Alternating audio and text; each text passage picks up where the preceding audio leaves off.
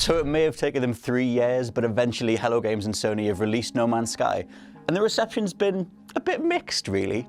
A lot of people are hating it for some reasons that seem to be embedded in the fact that it isn't Call of Duty in space. But you can wait for Infinite Warfare for that. Whereas for the rest of us who knew it was going to be a survival-based game, we're having a bit of a blast, really. It's pretty brilliant. With 18 quintillion planets to explore, you're not going to find all of them, but you might need a bit of help along the way. The way the game starts out just drops you on a planet with a broken ship and a bunch of elements all around you, and you've got to kind of figure it out.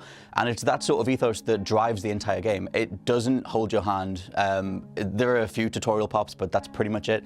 You're going to need help. So with that in mind, I'm Scott from WhatCulture.com, and these are 16 tips and tricks that No Man's Sky just doesn't tell you. Number 16, do a boost jump. So movement in No Man's Sky is pretty slow. There is a sprint button on R3, but if you hit the melee button, which is R1, and then immediately hit and hold X, you can kind of do like a shoulder barge, which blasts you forward. It might be a bug, and they might remove it later, but at the minute, we're all enjoying just blasting across the cosmos faster than I think we're supposed to. So try it out. Number 15, you can climb any surface. Now, the game does tell you this, but only if you fly into a wall like Boba Fett, whereas if you haven't, then you won't know that if you just fly into any wall and just hold X, your jetpack meter won't actually go down as it enters this weird sort of climbing mode, whatever you want to call it, which carries you up the wall instead. So you can use this to get out of caves and tunnels and systems and things like that. Number 14, why you're being blown out of the sky every 5 minutes. So whenever you leave a planet, if you've got a whole bunch of minerals and resources and valuable things on you, the pirates, random pirates, will spawn, as they always do in life, and they will take you down. The only way to get around that is to trade with the aliens and the NPCs that are on the world itself, make yourself less valuable, and then you'll actually have a chance to make it to a space station with these objects intact. Trade prices are better off world, but therein lies the risk. Number 13, you can turn on your flashlight. Now again, the game does give you a tutorial pop for this, but only in specific caves. I've not really had it for me, but I've read online that people have figured out the flashlight thing. Either way, you just tap up on the D-pad and you can flick your flashlight on. It doesn't work during the day because it's bright anyway, but if you're exploring any caves or structures, monoliths and whatnot, flick the flashlight on and enjoy some lovely dynamic lighting. Number 12, you can buy any ship you see. When you first get to the space station, you'll probably be enamored at the fact that there's other ships and species and different things actually landing all around you. It's the first time that you'll get to see the world of No Man's Sky working in flux. But what you might not know is that you can actually go up and talk to any of the people that are in these ships. Just walk up and hold the square button to interact with them on PS4, and you'll get the option to buy, sell, and make an offer on their ship. This means that you can buy any ship that comes into the spaceport, providing you have enough credits. You can actually find additional ships around the planets that you'll be exploring anyway. Just follow the question marks or find some of the beacons that let you make a choice and pick the word transmission. Search for a downed ship's transmission, and you'll already find a wrecked ship that you can rebuild and fly instead. Plus, it's free. Number 11, you can make millions of units in minutes, and what the gold stars mean. When you've been trading and interacting with the alien species, you might notice little gold stars in the corner. They're actually indicative of what the best prices are, but whether it's buying or selling. And if you cater towards that, you'll make way more money offloading all the resources and items that you found when you were exploring on planets. To make millions though, you want to head back out into the hangar, talk to the pilots and purchase the materials you need. Chances are they'll have a vastly reduced price. Then go back to the first trade network terminal next to the alien you first spoke to and sell them on for a hefty profit. Number 10, asteroids contain resources too. Now, for me, when I got given my ship and it had lasers and blasters and photon torpedoes and all the good stuff, I just flew up into space and shot everything. But I've seen quite a lot of people online talking about the fact that they were actually trying to avoid the asteroids, thinking they were going to do them damage or whatever. Just unload your cannons into everything you come across, other than the ships themselves, unless you want to be evil or whatever, and you'll be rewarded with a whole ton of different resources. There's nickel, there's ferrominium, whatever this stuff is that powers your engines, you know, the red stuff. So blast the living holy hell out of as many asteroids as you can and stock up. Number 9, getting more inventory slots. So the main complaint for No Man's Sky across the board is just how naff and tiny the inventory is. To remedy this, if you pick up the Atlas Pass, which you'll get along the way during the story, eventually you'll interact with a character that'll give you an Atlas Pass.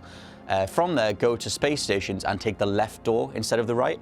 Go through there and find these like big blue hologram things, interact with them, pay the unit cost, and you'll get 1 additional slot for your inventory every time you go to a new space station. Not only that, you can find these terminals on world as well. They're very rare, I think the game doles them out based on progression, based on time played. Buying new ships upgrades the ship inventory, but if you want to do that for yourself, you need to seek out the space stations. Number 8, befriend creatures to lead you to rare resources. So the creatures that are populating the world aren't just to be stared at and, zoomed in on Pokemon Snap style. You can actually go up to them and feed them specific resources, which will give them a little smiley face above their heads, and then they'll either follow you around and help you in combat, depending on if they're hostile or otherwise aggressive, or they'll run around and they'll dig up other resources for you.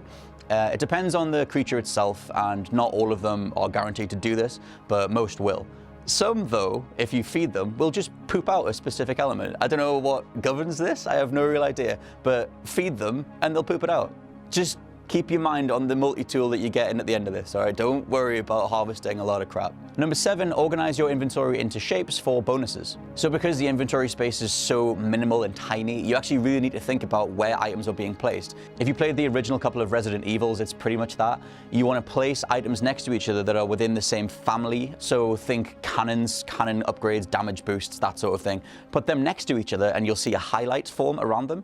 This means that you're getting a bonus for that particular group of items. Cannons with their upgrades will do more damage. Deflector shields, if you put them next to each other, you can combine them together, so you actually stand a chance when you're taking on the pirates. Just experiment to put things next to each other and let us know in the comments if you found any particularly cool combos. Number 6, you can sprint with L3 and scan with R3. Now, let me know in the comments if you've come across any game that's had sprint on R3. I haven't seen that in a long time, if ever. Maybe Unreal Tournament 2004? What are we doing? Anyway, if you want to change that around, hop into the PlayStation system menu. No, I'll get this right. You want to go to Settings, Accessibility, and then Enable Custom Button Assignments. Hop in there, and you can tell the PS4 that you only want L3 to be R3 and R3 to be L3.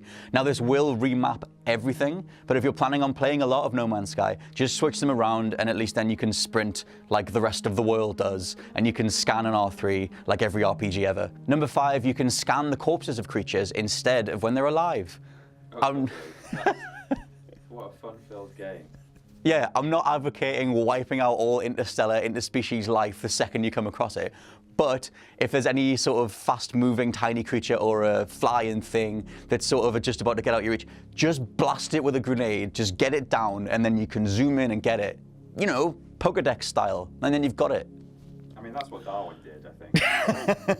Number 4, how to reload your weapons and equipment faster. So this is probably something that Hello Games will fix going forward, because at the minute you have to hop into a menu and click on the thing you want to reload and then pick an element, and then it's just blech. But if you know the specific element that's going to be used to reload a piece of equipment, say zinc for deflector shields, you can pop the menu, go to zinc instead of the equipment itself, tap X, and then tap X on the thing you want to reload, and it's a little bit faster than bringing up the menu, picking the element, whatever. You've still got to hop into a menu, and you're still going to get shot down, but at the minute, it's better than nothing, kinda. Number 3, you can find more carbon around the aliens that you're already talking to. So when you come across the aliens in space stations or in the various installations that are on planet, you'll get one chance to talk to them. You might mess it up if you don't know their language, and that'll therefore give you the requires carbon thing to talk to them again. You can get around this by just farming the plants that are in the room with the alien itself. I don't know why they're so starved of carbon if they're literally carbon deposits like behind them, but they never turn around anyway, so I guess maybe that's something they don't do in their culture. Go to these plants and you'll be able to harvest about 10 or 11 pieces of carbon per plant.